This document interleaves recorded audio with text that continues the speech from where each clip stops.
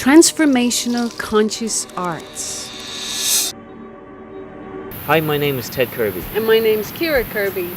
And welcome to the Transformational Conscious Arts, coming to you from the beautiful Pacific coast of Panama.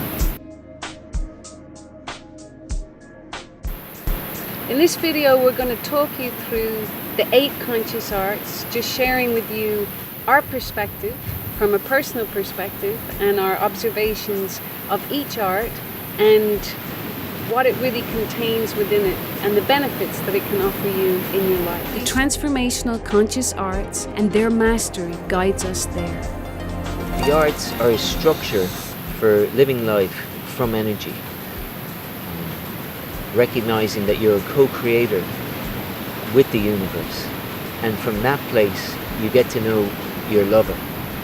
And your lover is that aspect of you that is the universe. And you use all the different arts to build that love affair. You learn to serve, you trust in it. My name is Catherine, I'm from Panama, and I work as a yoga teacher, as a healer, as a health coach, and I run yoga retreats in Panama. Hi, my name is Johanna Härmälä, and I'm talking to you from Costa Rica. I live here at Lake Arenal, where I have created a retreat center called Living Forest.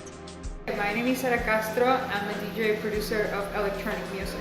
My experience with the conscious arts has been amazing, very transformative.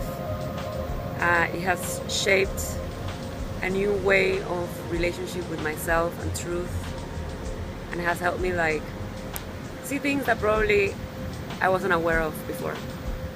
I can honestly say that there are very few people who have done so much work on themselves. So they really walk their talk. And as healers, this is a great benefit because they know what they are talking about. The work that I did with Ted in the first session, it was deep, but he didn't even have to touch me. He didn't even have to kind of feel something in my body. He only had to say some words, to ask some questions, and that made me feel what I was having inside. So I could actually cure myself. I could actually heal myself, but it was not going to be possible to do this by myself, because sometimes you just don't want to get in there. You just don't want to face situations in your life. You just don't want to face feelings. But for you to be able to cure something or to heal something, you need to face these things. So by constantly refining our bodies, our instruments, our tuning fork, we're able to, in time, tune into anything. It could be a country, it could be a person, it could be a society. Everything and anything has a certain vibration and energy, and we can understand it, explore it, and help it in many regards. That's the mastery of the arts. The use and mastery of divine alchemy, along with the 7 other arts, will allow it to reveal itself in you.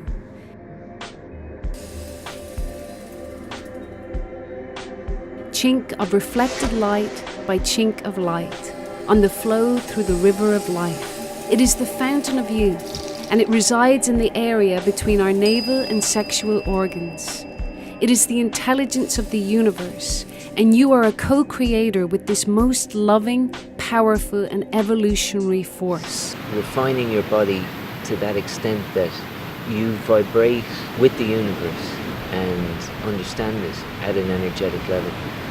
And that's really precious, and that's what we're looking to support and help other people achieve in their lives by committing to the universe in themselves, as we have committed to the universe in ourselves. The mind in its purest state is prompted to take action from universal intelligence. This comes from the center of our body, our intuition, our chi. When I'm in beginner's mind, it allows me to move into this space where I'm out of the way and I can really start to listen to greater mind. And greater mind is really the intelligent evolutionary force within the universe. And it has an intelligence that's far greater than mine or anything that my mind can really comprehend. So, especially when it comes to certain mindsets that I've inherited or certain stance that my ego might take, or when I'm getting feedback from other people, or I'm being told to really ask to let go and look at something from a whole new angle. Beginner's mind helps me to get into that space of openness and just realize that it's okay to be vulnerable and it's okay not to know. And actually in that place, so much more can happen than if I hold on or allow my mind to interfere and get in the way of things. So it's a very useful tool for many, many different things. Well, the mind's a tricky fish, and it doesn't like to feel. And a major part of the arts is moving to a place where you can feel deeply, because at that level, the universe can really operate, the light can move on. You know, whatever it is we've absorbed that doesn't serve us. To get to a place of beginner's mind, you got to accept that when you walk into the arts, I did, that I didn't understand it. You can't get it with your mind. You can't really understand it. Yeah. The mind and how the universe operates are two different places, really. They're two different arenas. And the only way that you can begin to understand how the universe operates is by developing beginner's mind and knowing that what you think you know may not be the reality of the universe, you know? And that's exciting because that means that there's so much to learn. Yeah. And that never ends. You know, it doesn't end, because as you develop some talents within the arts, you start to think you know something. Yeah. And then Watch out. Yeah, watch out, because you'll find out that you might know as much as you think you know. So you can evolve to a place of beginner's mind over many, many years. And there's different levels. That beginner's mind means that you never really come into any conclusions. Yeah. Because when you're following greater mind and when you're listening to the energy, things can shift and change from one moment to the next. So when you're in a place of beginner's mind, there's a flexibility there that allows you to follow that flow and not get too rigid or caught up. And there may be different flows operating at the same time, and if you think that you've figured it out, you'll miss the other. Yeah. You know? So it's a constant. It's a constant to stay on and stay on top of it, because it likes to be in control. And it's a fundamental tool for the arts. You have to move into beginner's mind to really start the process of learning all the other arts, because most of what we're programmed with in our cultures, in our religions, through our ancestry, they're really the opposite to how the universe works. A lot of the mindsets that we inherit are really based on fear, control, separation, right and wrong, judgments. They've really got nothing to do with the real reality of universal intelligence. So we've all been programmed to a certain extent, and through the arts we learn to realize, what's real, what is who we are, and what is not. So that's why beginner's mind is so important, because in everybody there's certain blind spots that you're gonna face along your journey, especially as you progress along your journey. You're gonna be challenged probably more and more the more that you can handle. And like you say, it can be tricky because when you get to a certain stage on your path and you think, hey, I know something here, that's when you can really be challenged to really move into beginner's mind and just let go and completely start again. So really, like our teacher says, I'm always the eternal student. I'm always the eternal student. It doesn't come from me. This wisdom really is coming from the intelligence. And that wisdom is untapped wisdom because it's always evolving. And 100, 200, 300 years from now, the consciousness on the planet depends on people doing this work. On our own evolution. Yeah, to evolve themselves.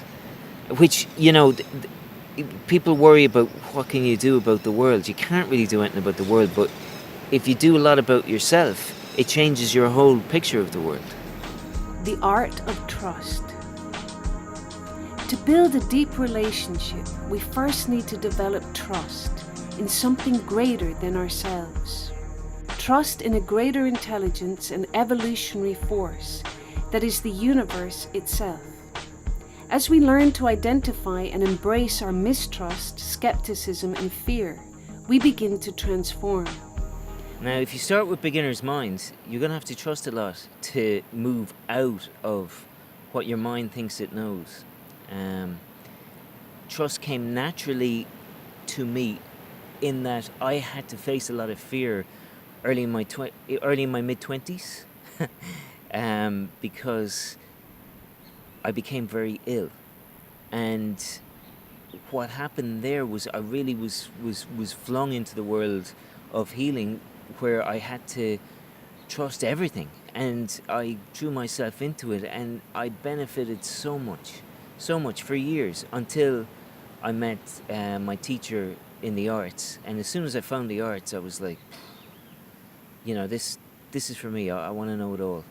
Now, trust is trusting something greater than you. Like, we're co-creators and we're an aspect of the universe, but really we got to trust that there's something much greater than us that's guiding us towards realizing it in our bodies, and that takes time and time again to go beyond our mistrust and our conditioning and what we think is right and what we think we know is right, that often just isn't the case.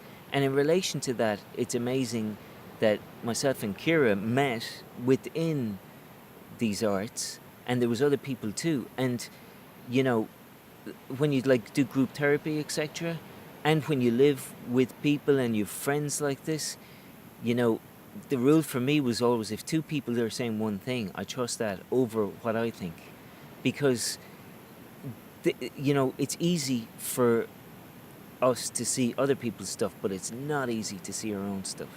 And in that regard, having trusted friends that are part of the arts that can easily see this and are really looking out for our best good and really just want to guide us to see these aspects of ourselves, so that we can shift them and get them out of the way, and allow the universe to do what it's looking to do through us.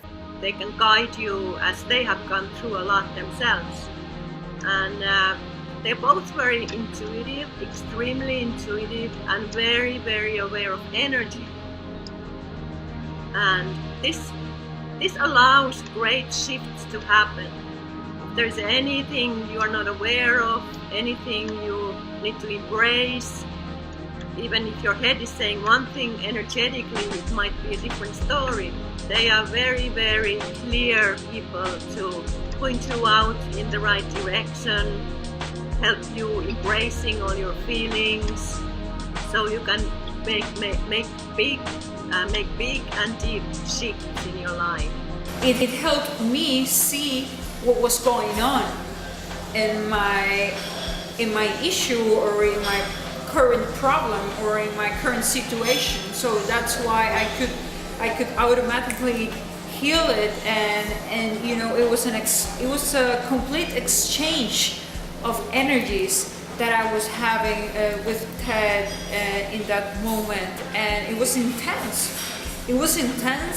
And what I felt after, it was magical. I felt fully energetic. I wanted to keep moving. I felt positive. I felt happy. The Art of Divine Alchemy. As we learn to explore our connection to our emotions, we use them as a gateway to get to the original trauma that lies underneath. When I discovered this, it was a profound tool that totally changed my life. I've always been very sensitive, and I think we all are, and we're like sponges. So we go into environments, we're born into certain cultures and family situations, and we take on the world around us. And then a lot of the times we start to think that that's us.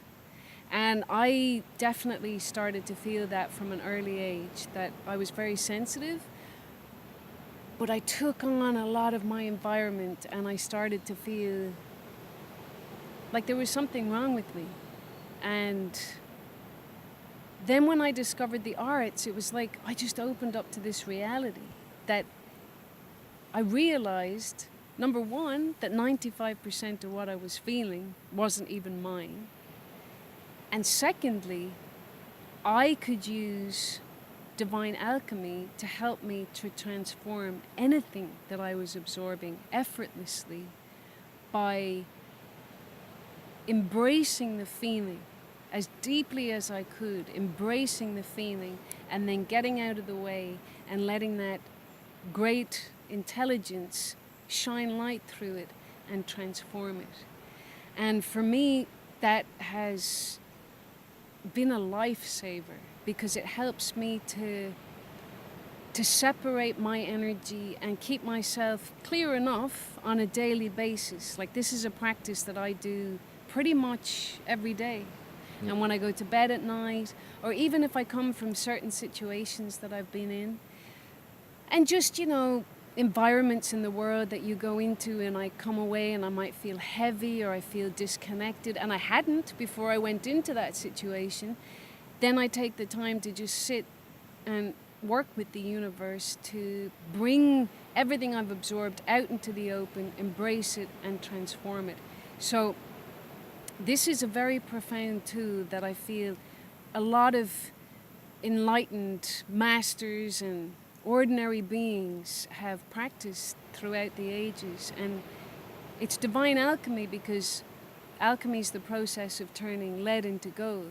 And divine alchemy in the arts is taking all these heavy, dense feelings, whether they're our own or from the world around us, and as karma burners, actually, the more we clear ourselves, the more we do take on the world around us to help clear a lot of stuff that can even be in the collective consciousness. And it's not just specific to us. It is, like, as you go through life, you develop traumas, and as we said, it's like sponges.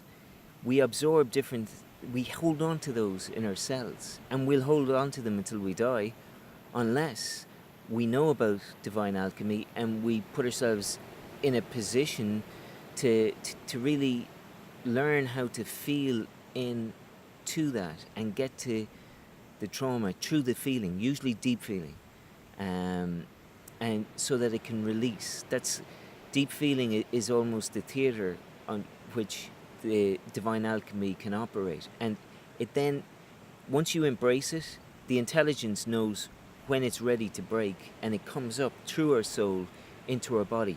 And any vibrations, it could be a process over many years. I personally transformed a tumor through this. Do I have some of it? I don't really know, because I don't have to, I'm not under medical coverage anymore, as in I don't have to go to hospitals and get MRIs and all that sort of stuff. But it does this, but it's not specific just to our lifetimes. We absorb our cultures, we absorb our ancestors. If they haven't done this, then when it comes to us, we carry it, and in our immediate family, it's going to be more severe. But if there's anything that can confuses in your life, it's in the background, you're always wondering what it is or whatever, it may not even be anything to do with you. But this process will locate it over time, and you'll clear it, and that's amazing. You know? The art of observer consciousness. We all have certain aspects of ourselves that we've come to transform. We each have a shadow side, our ego that operates in isolation and separation to others and to the universe. Identifying and transforming these behavior patterns, mindsets, blind spots, and belief systems is part of our work. We have been created in the image of the universe. We are all of it, the good, the bad, and the downright ugly. As we move into observer consciousness, we learn to separate ourselves from those parts of ourselves that no longer serve us. Observer consciousness is a tool of the warrior. You know, we have personalities, we have egos, whatever you want to call them. Now, we can go through life just operating from pillar to post, or we can look at our life, the effect situations have on our bodies, and or how we affect other people. That's part of observer consciousness. I could go into environments that essentially don't really serve me, and how do I know that they're not serving me? Because the intelligence of my body is telling me maybe that doesn't even really want to be here. Now, that's being an observer consciousness and seeing the effect. Say I'll go into a situation and I think, oh wow, this is going to be really good for me or whatever, but really, what's really going on here? You know, what did my body feel about that? And you know, what did it really feel, and why did it feel it? That's being in an observer consciousness. Now you can do it in the moment, you can do it afterwards, but it's a conscious tool that operates, that can really help you to raise your vibration, because you can see aspects of yourself that don't serve you. You can see aspects of yourself that do serve you, and you can get real. You can go, actually, you know, I feel much more comfortable hanging out with, not with A, but with B, even though my mind might think that A is fantastic. That's, you know, that's the gift that being an observer consciousness gives you. Yeah, definitely. I think for me too, observer consciousness is a really important tool, especially when it comes to when I'm challenged, when my ego is challenged, or I'm getting feedback that is kind of hard for me to take, or especially if my reactions start to come up. That's when observer consciousness is a really useful tool for me. So when I feel that reaction coming up, if I can, in the moment, just go into observer consciousness, then I'm on to a winner, because I see the reaction, but I don't feed it, I just observe it, and then it passes through. So then I can stay in the consciousness of what's been presented to me and stay as open and vulnerable as I can in that moment, rather than going with reaction. And you know, I think it helps you build a warrior in you as such, if you think about it, because there's aspects of us that nourish us, that is really kind of in line with the universe coming through us. And then there's aspects of ourselves that are a little unconscious and don't really serve us. Yet the observer conscious part of us is really the new person that you can build, because your personality is fluid. You don't have to accept, you know, some people go, well, that's just the way I am. Well, okay, it's the way you are, but it's not really serving you, or it's not serving anybody else. You know, personally, I don't buy into that in relation to myself. If there's something, everything can be changed. All these different aspects of myself can be refined, turned around, and in some cases can disappear.